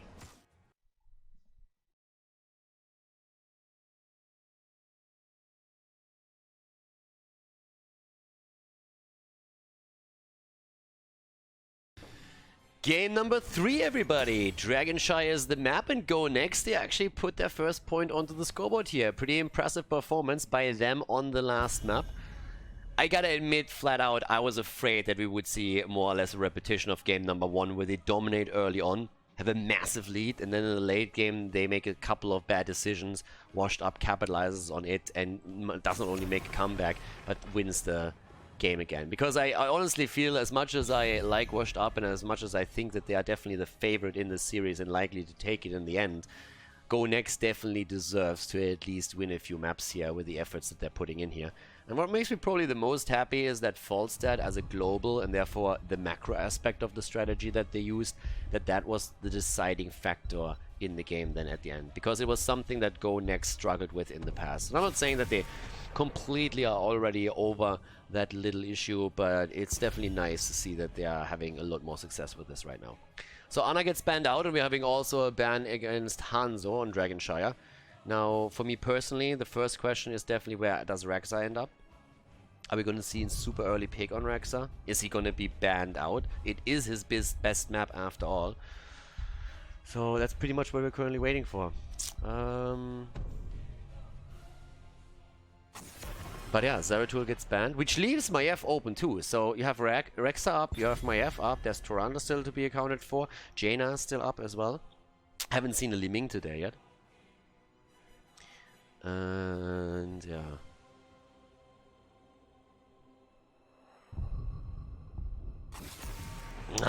Banning it out. So it's just... Alright. I get it. He is fantastic here. The cool thing about Rexa on this map, in case you have missed the past few weeks, is simply that thanks to Misha, he can control the objective and the lane at the same time, whereas the opponent has to always rotate around and make sure that, like, as the opponent, you're either losing experience or you're losing the objective, because you just can't deal with Misha and Rexa at the same time, unless the Rexa player misplays and engages too deep and then gets picked off or something. But with now, that said, we have a Nubarak taken for Eternal on the first one, so normally you're trying to take, yeah, Tyrande and maybe even Jaina away from that. But it also gives, obviously, Maiev over to Galaxy in this case. Alright, so we have a first Maiev setup in this series, in our third map now, and, well, what are we gonna get from Washed Up at this point? You can never count out some craziness on their end. I mean, they played Vikings on this map before. We've seen some insane picks just recently, even especially in the post-HGC era. But Washed Up for now with a Thrall pick and Junkrat. Thrall likely going to be the offlaner for them, but we have seen triple melee lineups on Dragonshire, which allowed Thrall to join the 4-man rotation. Traditionally, you would still see him with Echo of Elements, but sometimes if you are in the 4-man, you can still go for Trash Lightning, even though the talent usually shines more so on Battlefield of Eternity and Volskaya Foundry. But with the bans coming in, could target the supports now. Malfurion would be a good ban, for example, after we have Tyrande and also Anna taken away. Forces the opponent to go into Rhaegar, something completely out of the box here, from a European perspective at least. Rhaegar has the advantage that with the Lightning Shield he can still do a whole lot of work around the camps, so that's a big aspect of it. Since we have not only the Siege Giant camps but also multiple Bruiser camps on the map, so he's a huge asset there. Not the ban on the other side, could ban a frontline out. Jaina also could be eliminated now, we've been talking about her. But it's Tyrael instead. They don't want to go for some cage sanctification setup. And our double pick for Go Next. And again, having an attempt here to get things done right now. With get things done, I mean to finally take the lead in the series. They just tied it up. You can argue they should have won the first map too. Jojo comes in, okay. More wave clear. And also Jaina with that setup. So they have definitely the Tyrande burst. But the last two picks on the side of Washed Up. What are we going to get? We're waiting for Smexy, we're waiting for support. And we're waiting for JPL again. So unless they're swapping around, it means that JPL is going to pick damage once more. There's obviously the swap round to be considered, but JPL has been starting to move away from the tank a bit and going into the damage. Auriel Vala. Alright, we've seen a bit more Vala from Granite Gaming. Tai has played it recently too, and they were successful with her. So now we have a bit of old school style with Auriel as the battery. And the last pick for Go Next. How do they react with this? But yeah, JPL has been playing Vala for the team a few times. Mostly on Battlefield, granted. But still, Vala is back. It's always good to see my girl back. It's always nice. And what do we have? Last pick. Arthas again. Arthas taken for the top lane. So ladies and gentlemen, get ready. Game number 3 in the best of 5 here, Division S, Dragonshire, our third map. Back to business with game number 1. Well, game number 3. Another prime number, but still. Alright, so over to the left side we have Hazwops on Thrall. We're currently seeing at this point a Smexy on Auriel, Eternal on Nubarak. We're having JPL on Vala and Mene on Junkrat, ladies and gentlemen. On the right side of the map, Kelvin on Jaina, Wit on Johanna, Skynox on Tyrande, Galaxy on Maef, and Taloof on Arthas. Okay, time to shine with actually an arrow build being used by Vala here. This is obviously also the updated Dragonshire since we are on a live patch, so a little bit of new graphics that we're getting there. Now that we're looking at this, I mean, if Tim was here, he would make some bad puns about how Wit is a really witty player, or how sometimes when he is in trouble, he might seem like he is at the end of his wits, but he actually is still always has an idea left. Right? I'm obviously beyond bad puns like this. My jokes are actually funny, so I'm not going for anything like that. I would never do that to you guys. Yeah, he can sometimes make a bit of a witless play, but usually his team easily makes up for it and makes sure that he doesn't fall there. But as we're talking about Wit, he is actually, as I said before, probably one of the most improved ones that we have now. I'm honestly impressed by his tank plays in general. And him and Ty for Granite Gaming, those are two of the ones that have shown great potential after HGC. We're going to keep our eye a little bit on JPL and see how he's going to deal here with his Vala setup. I mean, the problem for JPL is really going to be if he missteps at any point and gets connected by Arthas or by Maef, he's going to be in a world of pain there. The damage output from an arrow build is normally quite impressive, and it actually also allows them to go for the camps a little bit easier with the Monster Hunter. So that definitely works out. Top side now, still the 3-man commitment here. Taloof sitting on Arthas. This just looks stupid. I mean, seriously, look at this. Smexy's combo of Auriel and the Mount just look insanely stupid. Great color coordination, but like, this is one of the dumbest combos that I have ever seen in my life. And I absolutely love it. I mean, it's even color coordinated. There's the white and blue on both sides, but this is just dumb. Smexy, great job again. The push through the camp that was taken earlier is actually doing quite well here. But the red team is doing more than that. They're actually trying to go for the first objective. Eternal has to stay around a little bit longer, gets tethered, and gets out. But barely. And the position is still being held. There's an interrupt once more. Arthas gets thrown off. Can he hold it long enough? Dragonite denied for now. Nicely done. That was actually close. I mean, honestly, both Eternal and Hazops took quite the beating in the middle of the map as they were trying to get that Dragonite delayed or interrupting this. Taloof gets actually pushed back by Smexy and JPL goes down. Vala eliminated. And Smexy, did Smexy actually just save Arthas? Did that happen? I mean, he went for the push trying to save his damage dealer, but I think Arthas might have actually fallen here. Either way, at this point, Arthas is still doing fine. There's a nice whip into the wall.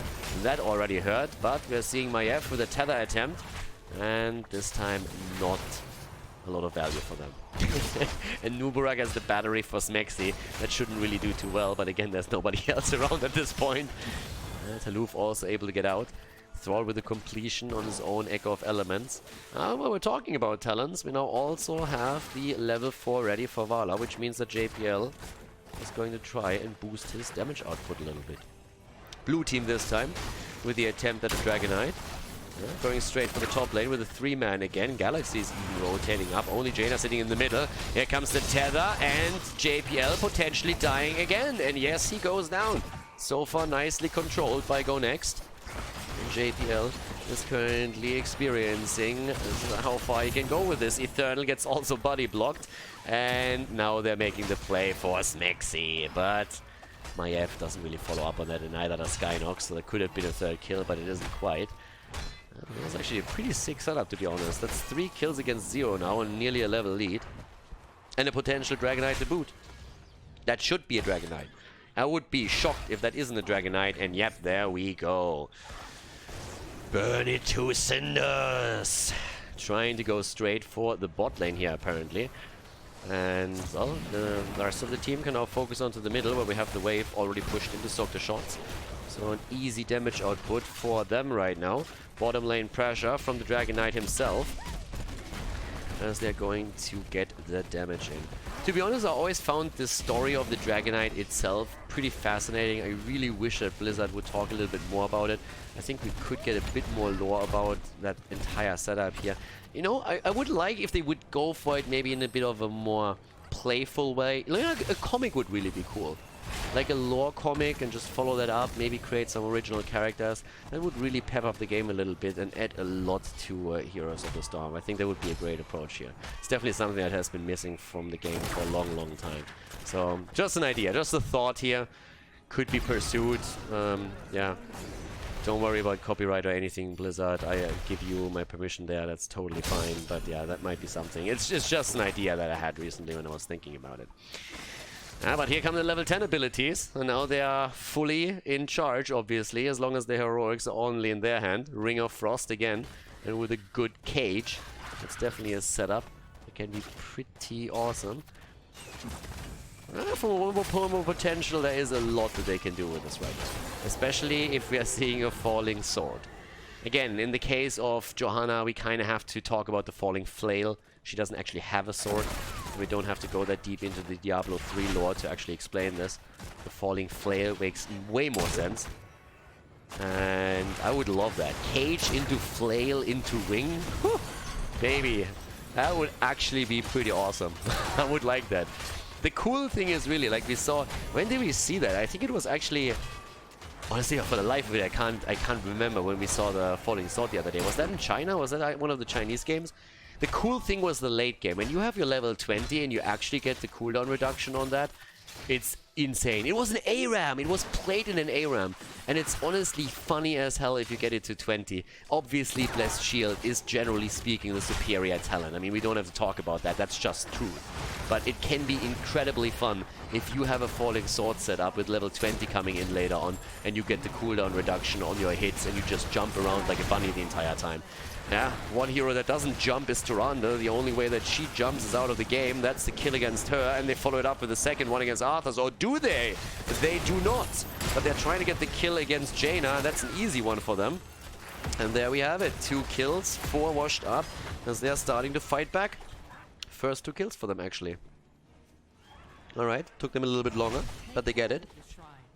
Level 10 abilities make it possible, and Wit is now at the bot lane, still not with his level 10 ability.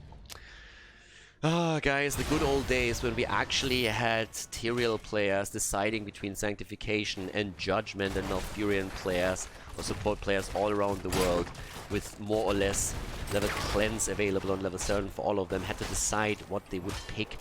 We had situations where the support player on the opposite side would hold back his level 7 talent up to the point where a hero like Tyrael committed to a heroic ability. Those were the times. That was actually really interesting. That was 2015. It was around the times when the tournament in Prague happened. It was also always a little bit awesome. And also a little bit heartbreaking sitting in the audience and having to listen to commentators that had no idea what was happening. I think he forgot to pick his talent. Yeah, I don't think that's what's happening. Oh, that setup against Jaina. Wow, that was a quick snipe. And here he comes. Ooh, the falling flail, baby. There we go. No Blessed Shield. But let's see if we're going to get the value in the late game. At this point, you definitely have to engage. They're starting to make the play for the Dragonite again. Oriel, Smexy. Oh, Johanna dies first. Smexy heals himself, and Oriel actually stays alive. Unbelievable. And are they gonna lose Arthas now too? Of course they do. When it rains, it hails. 3 of them dead already. No Dragonite for them. Couldn't even get the support here. That was unfortunate to say the least. The Smex Master survives. Fantastic for him, obviously.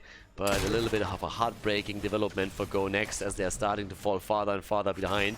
And it's time for the Dragonite. Everything misses. First the stun, then the owl. Nothing connects. And there we have it. The K number 1 for washed up. Second one in the game. They're starting to make the plays now. By the way, talking plays, talking stats. We have 18 stacks right now on the level 4 quest for JPL Svala, so he's starting to close in on completing that.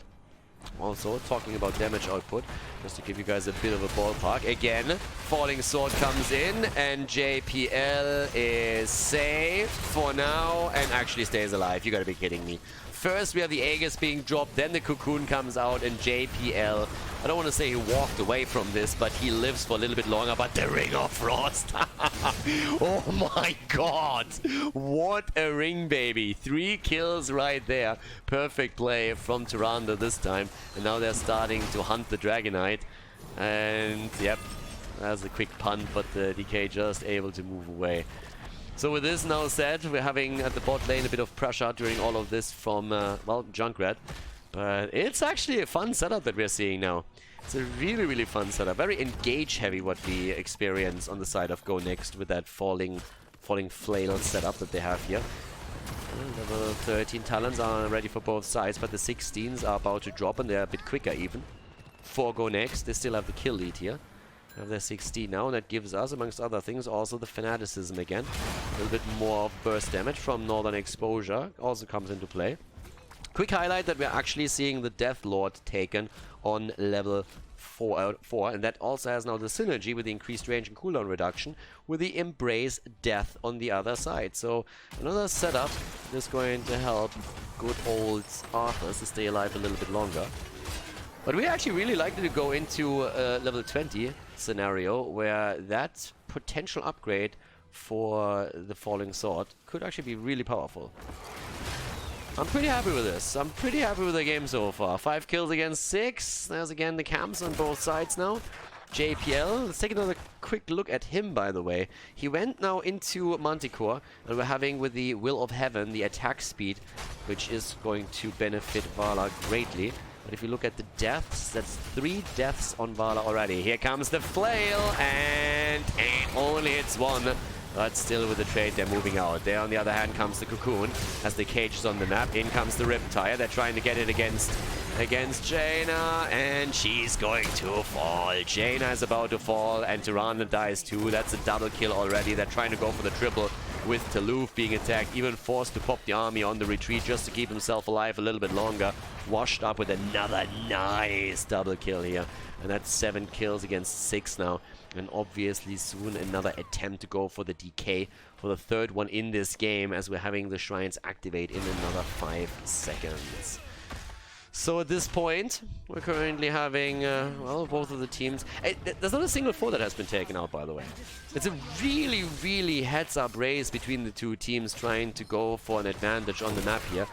Now that Maiev has already started to go to the bot lane again, she's very likely denying a Dragon Knight for the time being. That's a kill attempt in the middle, but Wit jumped out with a Falling Sword, and Arthas is now moving to the top side to make sure that they can trade some of these shrines. Oh, but the kill against Johanna. Yeah, the lockdown from Thrall, and then you also have JPL coming in. That's, of course, bad news. That's a staggered death against Jojo, just as we see Maiev coming back. That's unfortunate for them. Was it Tyrande? Jaina came back. It's a bit unfortunate for them. I mean, they make the proper rotation to the bottom to reclaim the shrine there. Arthas is now moving topside to try and deal with Hazops, but this is starting to look a bit grim. Another 20 seconds. They try to make the play for Taluf. He shouldn't be able to survive this. Gets the army out. Well, maybe he can. Kelvin comes in too. They actually might be able to turn this around even. They forced the Cocoon already as a reaction. That was a good rotation and a quick one too from Kelvin. But Junkrat is still claiming the bottom of the map, and that means that another shrine is going to end up in the hands of the blue team. So now the only one to deny it is Galaxy in the middle, but topside, that's where Arthas is trying to get the shrine itself. That doesn't work out. Everybody else is rotating in and out, but Jojo is back. They can actually fight for this. It's a bit of a problem that 14 minutes in, we don't have more damage dished out for the baseline from Jaina, so she's not anywhere near close to getting the Ice Block in. Level 20 could, of course, give her Ice Blink again, and that would be one of the defensive talents that helps her with survivability. And survivability is definitely needed. But they are back in business. I mean, they're still half a level behind now, because of the kills that just happened. But it's still a pretty solid setup. Okay. So once more the attack against Arthur's up at the top lane. Hefty aggression that we're seeing from them here. Taluf on the run. The cooldown reduction is benefiting here greatly now, but there comes the rest of the team. I mean, that's a 4 versus 1 right now. And that's something that Taluf just simply cannot win. That's also the first fort in the game that falls. Topside is being attacked here. And on top of it, it's going to be level 20. Yeah, level 20 any moment now. They're even working on the wall at the keep. They're on the bridge of death now. But here at the bottom at least, we have the camp taken. Everybody else is already starting to move away. Galaxy included, as they're obviously still attempting to get some value through level 20. But the push is there. And with the third on Nubarak, they're making that happen. In comes again the falling sword. What a combo. Get wrecked. Down they go, double kill against Vala and against Oriel, and guys, that was without level 20 talents. They nearly got the triple against the Nubarak. A cage and the falling sword plus the Ring of Frost right on top of it. And here we have it now. The Heaven's Fury, the cooldown reduction. And that is pretty amazing. So this is honestly quite a thing. If you use that properly, you can get multiple jumps through in any team fight. So it's going to be a pleasure to see how that's going to be used for them. Level 20, I haven't really pointed out the Rancor yet on the other side. Oh, that was for a moment. It looked like we could see another jump against Wit, but not quite yet. 16,000 damage on the side of Johanna, by the way. 27,000 currently on Maiev. Numbers still leading for Vala, despite the fact that Vala died 4 times. Here comes the jump again, going for Mena. And that's already a reduction down to another 25 seconds. So in just 20 seconds, that talent is up again. It's honestly a little bit nuts. You can pretty much throw that out whenever you want. And they even get a Dragon Knight now for their efforts with that push to the bot lane. So the top lane is pushing thanks to the camp that they took earlier. And that's a massive one. That is very likely going to obliterate the fort up to the top. The keep, by the way, has not fallen that we saw earlier, so the keep is actually still in play. But the Dragon Knight itself is moving towards the bottom of the map. Thrall even rotated top, so he's going to try and defend the keep. Sorry, the fort. But that also means that at the bottom of the map, they're not... Oh, JPL! Ooh. JPL nearly dying to this. There's another punt happening. But they want to go for the keep now. And Thrall still isn't here. Hazorps is now starting to rotate back down. But the keep has already taken a ton of damage, also thanks to the Siege Giants. But they don't have a minion wave pushing with this anymore. Here comes the falling sword again. Nice setup. And it's only on a 10-second cooldown because of this. 10 seconds. Can use it any moment now. Again, Taluf needs to be a bit careful. Here comes the Tether. And the Nubarak nearly falling, but he gets the shield. And now at the attack again. Falling sword could be used again and is used to jump away. But 2 heroes are falling as Maiev is now going to die 100%. I mean, no way to get out of there. You're playing a 1 versus 5 at this point, trying to maybe even go over to the keep to get a bit more damage in. Both of the teams now with a keep that is really low. But yeah, setup is there again. Ring of Frost, Cold Snap even. So it's all about cooldown reduction here, by the way. Some people are still asking, why is Cold Snap picked? What do you want with the talent? The extra damage in the middle doesn't matter. Cold Snap is only good for people that can't hit a ring, but it's all about you getting that cooldown reduction. That's what you're basically hoping for. Now we're having again the setup with the 5 versus 3 at the bottom of the map, and this should actually... This should eliminate the keep. This should be the first keep of the game, yeah, for sure. Top lane is also getting pushed by a double wave now from Washed Up, so if they don't pay attention, they're going to lose that too. There's the double hit, again, 10 seconds on the cooldown, but I'm not quite sure if Wit made the right play here. Oh, the stun and the wolf are both missing. I honestly think if even one of those had connected, it would be a problem. And already the ult is back up. The ult for Johanna is back up, but now they lose the top keep too. And that's because they didn't rotate in time. The catapult, 1 more hit. Can they get it down in time? Unbelievable. They actually hold it. Now, of course, if Junkrat at any point gets close, this is going to be eliminated, but he has to go onto the bridge. I'm not sure if he really wants to make that happen. Guys, I love this series. This is a lot of fun. I mean, it is, again, a 19-minute game already. 11 kills against 8. I did not think that a series between Go Next and Washed Up would be this close. Honestly, at none of the maps have I really looked at it and said, okay, this is a storm. This is an easy win for either one of the teams. Has a setup bot side again. Going for the fight here. Taluf, so far not committing to the army. They're still on the run. Stun connects. But they're not fighting it just yet. They don't want to fight on the spell aura. That's the biggest problem at this point. Cocoon forces the fight on the other hand. Wit. Needs to use his ult, needs to jump out, does that, and gets the massive hit out too. They're going straight in for the kills again. And here comes the ring. Galaxy is low and down, and so is Arthas. They just couldn't get enough damage out. And in comes the third kill against Vala and also Jaina. It's a triple kill for Washed Up. 14 kills against 9. Again, the jump here, trying to make the play for Mena, but now the root on the ground. 15-second cooldown. Wit is trying to retreat here, nearly falling, but kept alive by Skynox. The core is attacked on the other hand. Wit is going to have the cooldown back in just another couple of seconds, but it's highly doubtful that he's going to be able to make any kind of impact here. Skynox is trying to help him out as much as he can, but the shields are already gone and the hit points are falling slowly and steadily. Once again, we're seeing the falling flame committed to. This time he couldn't even decide which one to go for. Left, right, left. He went straight for the middle, didn't hit anything. Again, the push out with Junkrat and the mine and the core is down to 30%, 20-10, and that is game as Washed Up takes the 2-1 lead in the best of 3 series, the best of 5 series against Go Next.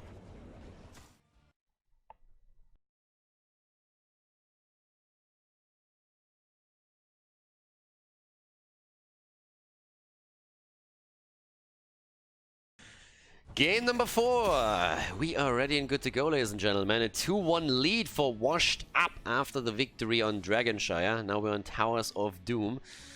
And I'm hyped. It's a close series. It's really close games that we have between the two teams here. It's a lot of fun. As Washed Up and Go Next battle for every single inch of the map. Late game, I would still give a bit of a lead here in the decision making and the way that they approach fights to the blue team. But Go Next, you can see the improvements. It's always weird to talk about it because at the end of the day, you can't buy yourself anything for improving. You need to put the points onto the board, and that's something that they're trying to do. But they're starting to take maps of tough opponents. That's something they weren't able to do at the beginning. So they're getting a lot better with this. They are starting to win a few series now too. Zeratul getting banned, and you can actually tell that teams are starting to respect them a lot more because they're looking at this and they're saying like, alright, these guys are the real deal. If they have a bit more time to practice and if this continues, then they might be able to beat us, so we need to actually bring our best there. So either way, we have now Zeratul banned out. No Void Prison shenanigans in this game whatsoever in this series. Towers, obviously, the Haka is another option. There's always the Hazor's factor that you have to consider as well, where he could play the Vikings at some point. Abathar, another ban that we traditionally see on the map. At least a lot. So for me that would be a question if Abathar is going to get banned out now. If a team plays Abathar, I would say it's probably Washed Up. Then again, they might ban it. Yeah, there's the Abathar ban. Okay. So they're banning Abathar. I could totally see a third ban Vikings from Go Next, if they're afraid of that. It's always this weird thing. I don't really think that Washed Up is always going to play Vikings whenever the hero is up. But it's always a threat.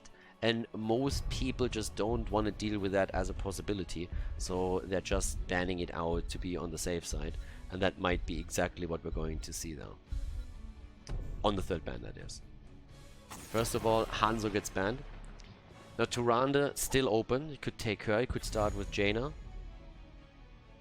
Even off lane if you really want to go for it.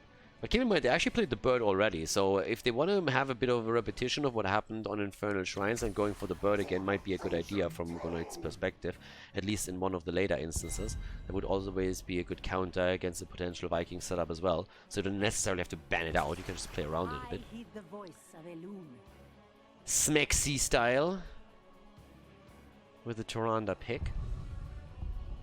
And what's going to be number 2 for them? It's going to be Jaina right away. Haven't seen the Liming yet in the series still. Yes, Dehaka, alright. So Eternal going straight for Dehaka. Good skin. I approve. And I'm more giddy about the bans, to be honest, than anything else. I want to see what happens there. But as you already have Dehaka, it's kind of unlikely that you're going for the Vikings as well. I mean, Dehaka is usually a hero that's really solid in that. There's the Liming finally. Against the Nubarak, we don't see anything to burn the Cocoon down. But there comes a Nubarak, Liming, and Malfurion. It's pretty solid. What do you ban out there? I mean, you ban out the top lane at this point, right? Is there another damage dealer that they really respect so much that they don't want to have him around? We haven't really seen a lot of Jimmy yet, have we, in this series? Now that I think about it. Don't think so. No. And the ban against Arthas. Yeah, played twice, and this time they're saying nope. Taluf is not gonna get his Arthas this time. There's the bird banned out against Hazorb so that he can't play with the global here. And that leaves us with 3 players. Hazu, Mena, and JPL. So unless they are shifting things around, we are likely going to see JPL again in the main tank role. A little bit more fluid with those. I mean, Eternal can play the main tank. JPL can do that too. I mean, obviously. But JPL is playing a lot more DPS for them lately. There's the Diablo pick. And we have Thrall again. Triple frontline already. And what are we seeing for the offlane now? Is that some kind of Malthael that we are now getting from the red team? Malthael with a Nubarak. I mean, even Urel, you just can control the front line a little bit and create space for their backliners if you're playing Urel right now, and you're a lot harder to kill for sure. So that would work. And Greymane and Malthael. It's Malthael after all, and Greymane comes in for Galaxy, okay. Very aggressive setup for them. Washed up with the last pick, Mena. What are we gonna get from the Mage King? Have you guys, by the way, noticed that Chromie has just had no impact whatsoever? Like, none for the last few weeks. She saw how many reworks? 2, 3? I can't even remember. But there's Kaelthas. Salami! Alright. Ashalanora. Ah, there goes. Towers of Doom, map number 4, potentially the last one in the series. So let's check this out. Washed up against Go Next. Game number 4, washed up on the left side with Hazorbs on Thrall. Mainet's favorite pizza, salami.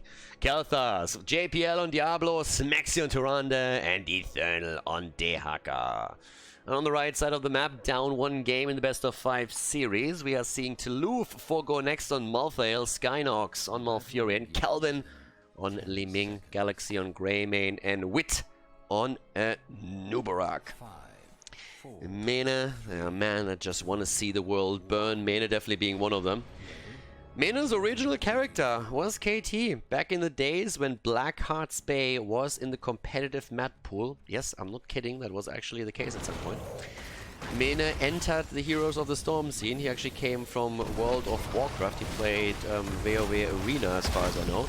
And Kaelthas was the first character where he actually started to absolutely murder people. When he was an absolute fresh face in the scene, and I casted the first games of him, he played Kaelthas and killed people, and back then we already said, okay, this guy, keep your eye on him because he is absolutely insane. Played with a couple of other guys on the former Fnatic team that actually convinced him to try Heroes of the Storm, and that's how Mena started to become a pro player. Always had the work ethic there and also the drive. And now he's back on his boy. Saw it already on Tomb of the Spider Queen a bit earlier. He murdered with that guy, and now we are going to maybe even see the same thing for him again. Question is always, can you take him down? Is there a chance for the setup from Go Next to jump onto him with Greymane, with the Nubarak, and get the quick kill in? So with this, we're having up at the top side, Eternal facing off against Taluf. Now there is a triple melee, so Taluf should be able to get a lot of value later on through Malthael. The main question simply is going to be, can he stay alive in that? But yeah, the moves into the mid lane. Taluf and Galaxy are already there. It's all about the camps again. Talking about camps. Swaps. Nice attempt at Jukes, but yeah, Thrall is down. Hashtag not my war chief. Thrall obliterated there. A lot of hate coming his way in this game, and that's the first kill now. First blood for Go Next. I was just about to talk a bit again about how it's really important on Volskaya, on this map, and on so many others, that you go for your first camps whenever you have the opportunity 1 minute in. Talking about the... Oh, no way! Oh, no way! They can't get the kill here, but holy hell, Taluf dodging the tongue with a sick move right there. That was pretty insane. I was just about to throw out like, well, looks like he is going to bite the dust here, but nope. Jumps the tongue and survives. And now we have Skynox coming in too. They're locking down the Haka again, but Smexy and Hazops aren't far either. Damn, son, that is one start into game number 4. At this point, we actually have a level lead for the blue team. Washed Up through all of this, was able to take a massive lead in experience. Now, there's even a bit more for them to be had to push at the top. And this is actually kind of crazy. Mena is currently at the bottom all alone against Wit, and this is still one minion wave that Wit can take, which is going to bring them a little bit closer to the same XP level that Washed Up has, but that lead is pretty significant. I mean, if you just take a quick look at what we're seeing here, it's a small advantage to the one hero kill. Mercenaries play a role there too, and then you have also the minion factor, which is the more important part. And again, this is going to be equalized pretty quickly if played correctly, but that is definitely quite the lead in the early stages, especially... Did that just jump from 4 to 5? The game is fucking with me, right? That was a 4. I'm not insane. Please tell me I'm not insane. That was a 4 versus 5, and then when he unpaused, it was all of a sudden a full 5. I just got trolled. I just got trolled. Alright, that is not okay. That is absolutely not okay. The game is screwing with me. I was just about to try and figure out where exactly the experience lead came from. I was like, okay, there's an additional wave here. They have one wave top. But yeah, that game just bodied me hard. Either way, top left, we have Hazops already on the channel. Triple altar phase, obviously. So, Toulouse is currently sitting at the top right. It's mostly about the battle at the bot lane. Now again, when we're talking about the first altar phase, it's a triple altar, so one of the teams traditionally gets the lead there. With a 2 versus 1 setup, and it's always the battle around the bottom that decides that. If we fall behind here, it's not really a big deal, but this is also an opportunity for a hero like Thrall, for example, to start stacking the Frostwolf pack on his level 4 and also get a bit more of the Echo of Elements, which you obviously want to complete before the objective spawn so that you have the additional charge of the Chain Lightning, but in this case it doesn't quite work for them. The interesting part is always that Eternal, for example, with the Haka, has the option of jumping down to the bottom and turn that into an uneven fight. But since Thrall stuck around and is the one channeling now the top left, they can't really make that play anymore. So Hazu needs to try and rotate, because Malthael is already turning this into a 5 versus 3 for the time being. And that's definitely not what you want to fight. That's an early advantage you don't want to give your opponent. With Hazu arriving at the scene, at least it's only the Haka that's missing. They're starting to get him here too. There's the setup against Wit. Dehaka so far not moving in, and they give it up. They give it up for now. They're looking for the Dehaka value, and he's going to try and interrupt Malthael now with the move to the top. Yeah, but doesn't get anything out of this. So again, one of the plays that you will oftentimes see is if you know that there's only one hero rotating, Eternal can, for example, try and control the space and dismount Malthael as he moves top. And as long as he keeps Malthael outside of the experience range, that's EXP lost to the red team. So the Haka will get an advantage out of not joining the fight at the bottom. So when you're trying to make those plays, you give up some experience. You give up some points on the objective, but you gain experience, which later on gives you the lead for subsequent altar phases. 7 versus 7 right now. And again, the burnt flesh for Kaelthas. And they invade at the camp. Dehaka is going to go in for this. Yep, there we go. Dehaka is going to move in. And again, the setup. Mena with the mass damage. And in comes Thrall with a chain line into the face of Liming. That's the end of her. They take Greymane down too. And that was once again a beautiful setup here from Smexy and Mena. The gravity lapse, the stun, and then the full flame strike setup, and they get the easy double kill right there. It looked for a moment as if Liming might have a chance to escape, but then Thrall comes in and drops the chain lightning, and that's an easy hit for him, of course. Hazop's currently sitting at 2 stacks on the level 4. He's gonna play very safely around that right now to not lose additional stacks there. There's a third that he just acquired. Skynox, on the other hand, finds himself on the wrong side of that little battle. Kaelthas with another kill. Kelvin trying to get the experience here, but they're also moving in for a Nubarak right now. Still sitting at the side. Wall stun against him. Gravity lapse, and Wit barely moving out. Oh, so much for that. The living bomb explodes, nearly takes him down, and then another chain lightning kill from Hazops. Hazops is on fire here. That's the second one where he finished the job with a quick chain lightning. Has 4 stacks by now on his level 4 talent, so he's nearly done with that too. Just needs to connect a little bit more. 3 more and he's done with it. 4 kills against 1. The game turned quickly. Level 10 any moment now, and that could be used to gain control over the bottom bell tower, or at least open it up. Isolation for Dehaka. We have also the Earthquake, Apocalypse. Weird is trying to defend this for as long as he can. They're trying to buy some time here. Greyman is still sitting in the middle, but the 4-man push still pretty powerful. They're starting to poke. They're taking everything down. You want to have the Fountain, of course, as well. Ideally, you want to go for the fort itself. As long as you have minions around, you can definitely make that play. They don't have an Nubarak pushing here, which means that they can't use Beetles to prolong that attack. Calamity is, of course, now in 2. Thrall again in the middle of the map here. Still sitting on 4 stacks, by the way. Needs to get the experience. Does exactly that. And Hazo still needs to be careful with his W. But here comes the level 10, and that's not a Cursed Bullet. So this is starting to become the setup that we've been talking about. Cursed Bullet, you have the last rights. You can try and get the stacks together there. Once again, Apocalypse comes out, zones them a little bit, but everything misses. Apocalypse, Gravity Lapse, everything misses here. And now we have the altars appearing on the map. But it's only the top left, top right situation. Traditionally, it's an even channel. I mean, normally when you're seeing teams move in for the 2, you have each one getting one side. The problem is that this is just very, very close. There's easy retreat options for a team on each side, so normally you don't have a big battle over this. You don't want to fight in a disadvantageous situation like that and potentially getting trapped by your opponent. Mene has his quest talent nearly completed, by the way. He's sitting at 19 stacks right now. And there's the situation as mentioned. Yeah, Taluf gets the owl to the face. It's annoying playing against the Tyrande on any channel map. It's very, very annoying for sure. But now we have, again, 28 points against 28. Super close. The entire series with the same style pretty much. Very close counter between the teams here. Again, they make it through, trying to get the play against Wit. Hazo comes in from the side.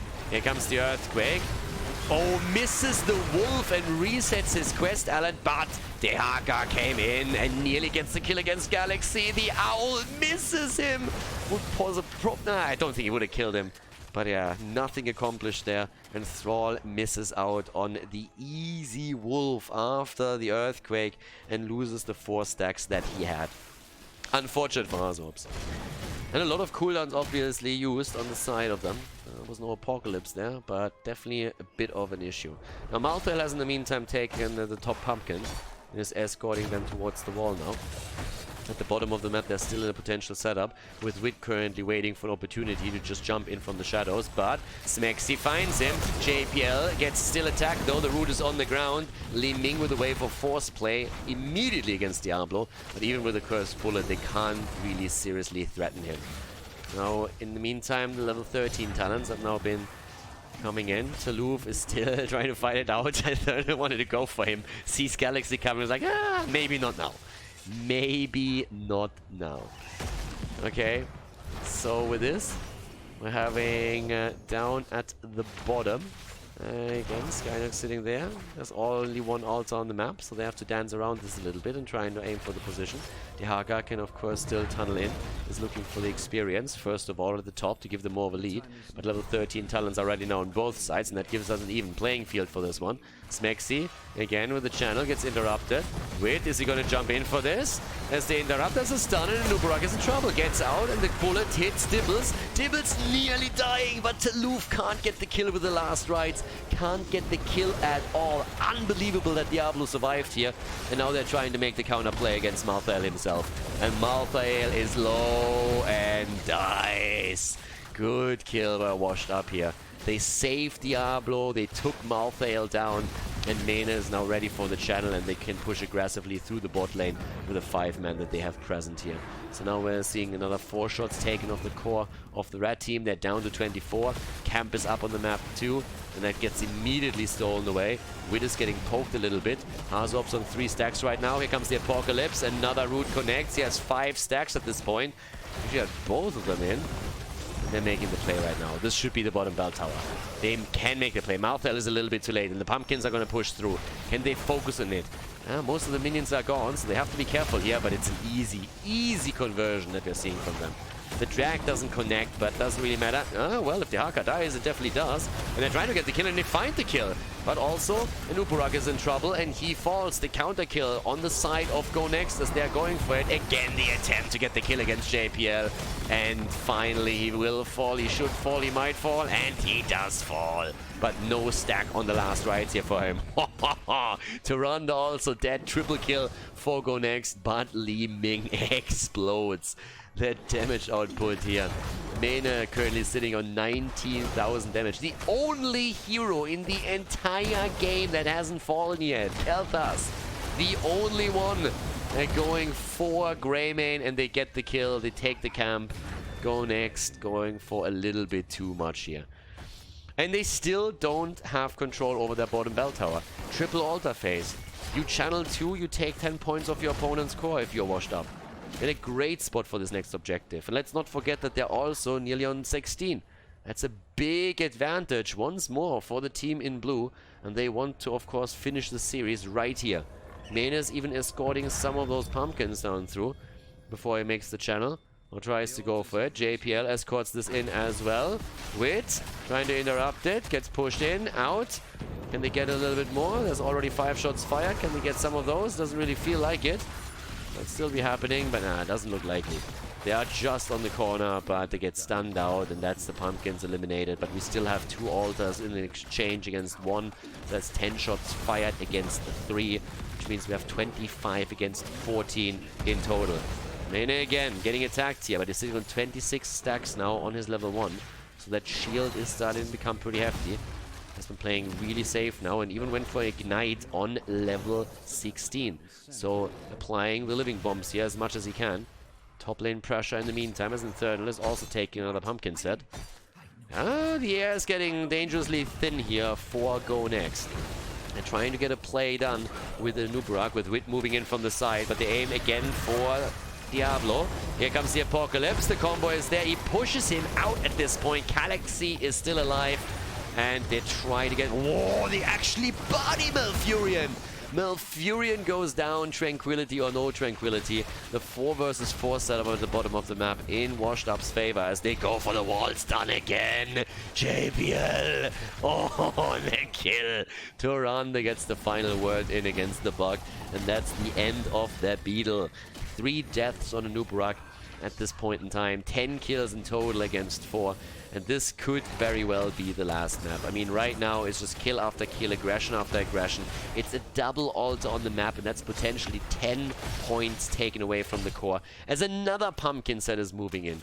There's just another one moving in right now. The channels are soon starting. The altars are activated in 5. And they are desperately trying to push back here somehow. But the channel is in. Greymane is trying to interrupt at least Thrall. And he should be able to get that done.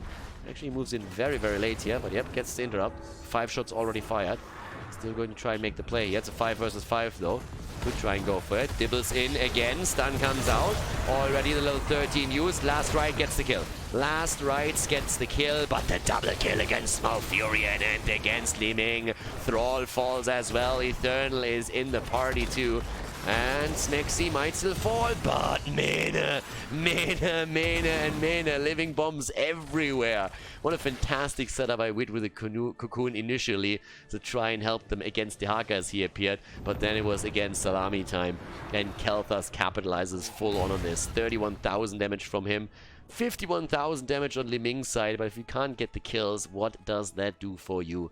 Anuburak, the only one on the map, and with a 3-man setup that we're seeing for Washed Up, they're trying to end the game right here, right now. They go for the boss. Anuburak knows it's happening. Wit has to try and stall it out. He's trying to do what he can. We have, well, 1 second until at least 2 heroes are back, but it seems to be too late already. Anub with a move, and here comes the damage, here comes the stun, here comes the kill. Anuburak is down, and that is the end of the game as Washed Up takes the victory in the best of 5 with a 3-1 score against Go Next on Altars of Doom. GG and well played.